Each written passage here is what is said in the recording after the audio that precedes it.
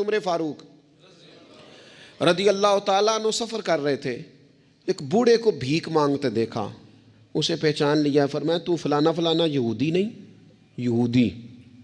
اس نے کہا میں وہی ہوں۔ فرمایا بھیک مانگ رہے ہو؟ کہنے لگا میں اسلامی حکومت کو جزیہ دیتا ہوں، لیکن اب بوڑھا ہو گیا ہوں، کمائی نہیں کر سکتا، تو جزیہ تو دینا ہوتا ہے نا، تو میں کچھ خیرات کٹھی کرتا ہوں، تو کچھ اپنے اخراجات دیکھتا ہوں اور کچھ میں جزیہ دیتا ہوں۔ تو حضرت عمر اس کو پکڑ کے لائے وزیر خزانہ کے پاس، فرمایا جب تک یہ بندہ ٹھیک تھا ہمیں جزیہ دیتا تھا، اب جب تک یہ بیمار ہے اسلامی حکومت اسے ماننا، اس کے خرچہ دیا کرے گی۔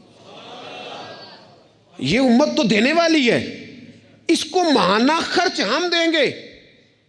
وہ شخص کہتا ہے ساری عمر جزیہ دیا تھا، قریب رہے تھے، وہ اثر نہیں ہوا، اور حضرت عمر کی یہ بات ایسی اثر کر گئی، میں نے کہا حضور یہودی بن کے ضرور میں نے خیرات لینی ہے، آپ میرا ہاتھ پکڑے نا، مجھے کلمہ پڑھائیں، ہم اس مسئلے کو ہی ختم کریں، یہ تفریق ہی ختم ہو۔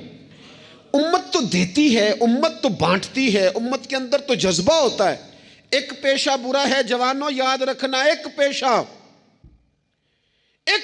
برا ہے، اور وہ ہے کسی کے آگے ہاتھ پھیلانا۔